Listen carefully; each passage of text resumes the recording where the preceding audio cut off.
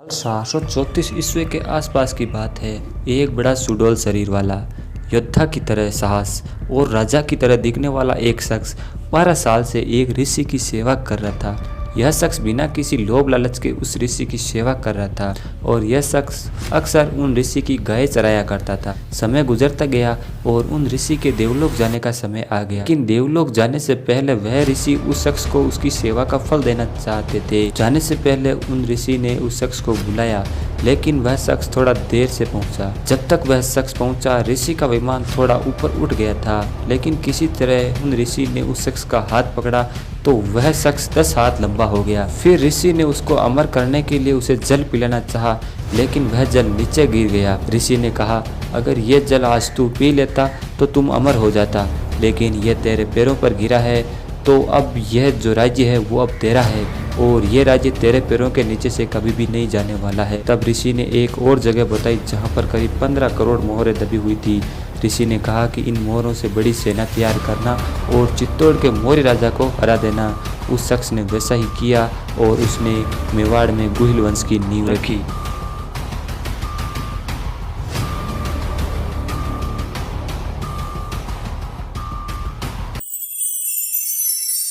तो यह शख्स था मेवाड़ में 734 से 756 तक शासन करने वाला, जिसके एक वार से 2 भैंसों का सर एक साथ कट जाता था। 50 फीट लंबी धोती पहनने वाला और 35 फीट लंबा दुपट्टा अपने शरीर पर धारण करने वाला और जिसके हाथ में महाराणा प्रताप से भी भारी करीब 32 मण की तलवार रहने वाला यह शख्स था कालभोज, जिसे हम बप्पा रावल भी कहते हैं। दोस्तों, मेवाड़ का सबसे पराक्रमी राजा था जिन्होंने राजपूताना के साथ साथ पूरे हिंदुस्तान में अरब आक्रमणकारियों को उनकी औकात याद दिला दी थी।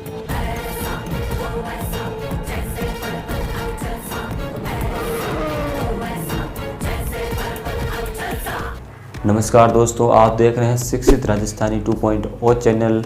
इस चैनल पर आपको मिलेगी राजस्थान के वीर योद्धाओं की पराक्रम की कहानियाँ, राजस्थान के इतिहास से संबंधित किस्से, राजस्थान का भूगोल, राजस्थान की कला, राजस्थान की संस्कृति से जुड़े हुए टॉपिक और साथ ही राजस्थान की राजनीति से जुड़े हुए कुछ खास विषय। तो इस चैनल को आपको सब्सक्राइब करना है, वीडियो को लाइक करना है। राजस्थान की धरती से संबंधित ऐसे ही वीडियोज़ आपको इस चैनल पर मिलने वाले हैं। तो वीडियो में आगे बढ़ते हैं दोस्तों। क्या आपको लगता है कि जब कालभोज राजा बने थे तो उनको किसी भी प्रकार की परेशानी नहीं हुई होगी? क्या आपको लगता है कि उस समय चारों ओर शांति थी?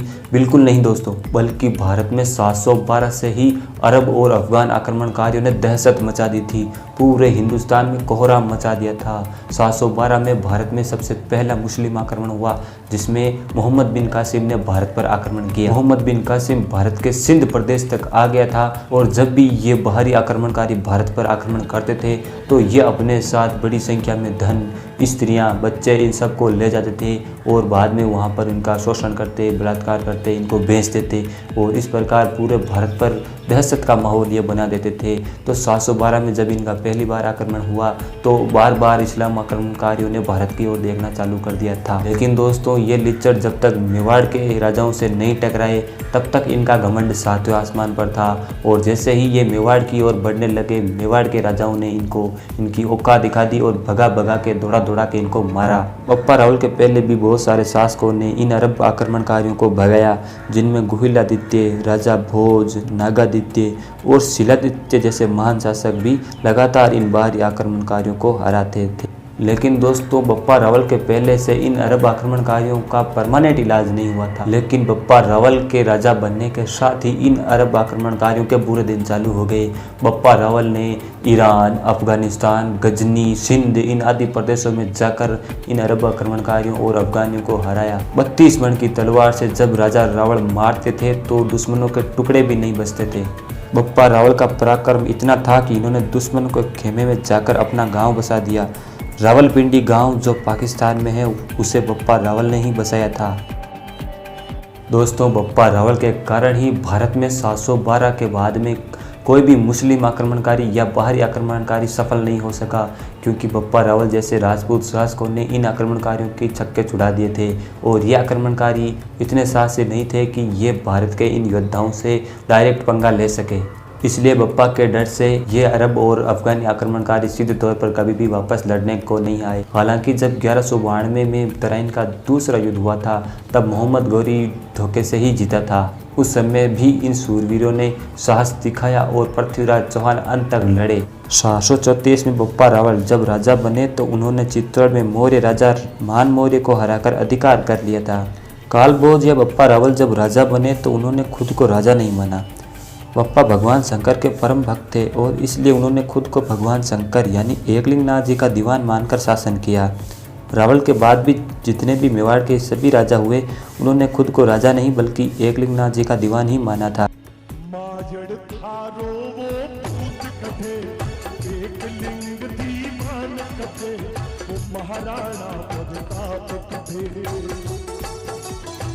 और बप्पा रावल ने ही कैलाशपुरी में भगवान एकलिंगनाथ जी का मंदिर बनाया। दोस्तों यही एकलिंगनाथ जी का मंदिर राजस्थान में लकुलिश संप्रदाय का एकमात्र स्थल है और यहाँ पर फाल्गुन कृष्ण तेरस को हर साल मेला भरता है। वैसे दोस्तों राजस्थान में एक और ख़ास परंपरा यह थी कि राजस्थान के जितने भी महाराजा थे उनका राज तिलक कोई अन्य जाति के लोग करते थे। जैसे मेवाड़ के महाराजाओं का तिलक भील जाति के लोग करते थे, जयपुर के महाराजाओं का तिलक मीणा जाति के लोग और बीकानेर के शासकों का तिलक गोदारा जाट जाति के लोग करते थे। दोस्तों बप्पा रावल के बाद मेवाड़ पर उनके पुत्र खुमार ने शासन किया। उसके कई पीढ़ी बाद राजा अल्लट ने भी मेवाड़ पर कई वर्षों तक शासन किया। मेवाड़ के ये शासक पीढ़ियों से बाहरी आक्रमणकारियों को रोक कर रखे थे, जिसकी वजह से भारत पर लगभग 500 सालों तक इस्लाम का साया भी नहीं मंडरा पाया और इसीलिए मेवाड़ के ये शासक खुद को हिंदुआ सूरज कहते थे।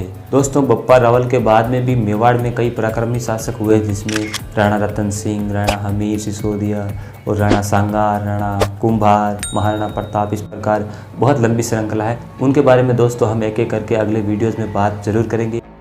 वैसे दोस्तों बप्पा रावल जी की इस वीडियो की एडिटिंग करते समय मुझे एक बात और पता चली कि बप्पा रावल जी ने जब अरब आक्रमणकारियों को भगाना चालू किया तो उनका इतना डर था, अरब आक्रमणकारियों में इतना प्रकोप था उनका कि उन्होंने इस डर के कारण जो अपनी बेटियां हैं उनको ब्याहनी चालू कर दी। यानी बप्पा रावल जी की करीबन कहा जा रहा है कि 100 रानियाँ थी और जिनमें से लगभग 40 जो रानियाँ थी वो उन जो मुस्लिम आक्रमणकारी थे, जो अरब आक्रमणकारी थे, उन्होंने अपनी बेटियों का विवाह बप्पा रावल जी से कर दिया था। तो आप समझ सकते हैं बप्पा रावल जी का जो प्रकोप है वो कितना था। इसके अलावा एक बात ये भी है कि जो मेवाड़ में सबसे पहले सोने के सिक्के चलाने वाला अगर कोई शासक था तो वो भी बप्पा रावल जी थे। हालांकि बप्पा रावल जी से पहले मेवाड़ में सिक्के चलते थे लेकिन वो जो सिक्के थे वो तांबे के बनाए जाते थे और बप्पा रावल जी ने सबसे पहले सोने के सिक्के चलाने का रिवाज मेवाड़ में चालू किया। तो ये भी एक बोनस फैक्ट है। फिलहाल आप चैनल को सब्सक्राइब कर लीजिए, वीडियो को लाइक कर दीजिए। यह वीडियो आपको कैसा लगा वो भी आप हमें कमेंट में बताना। मिलते हैं। जय हिंद, जय भारत। एक लिंग दीवान कथे वो महाराणा प्रताप कथे।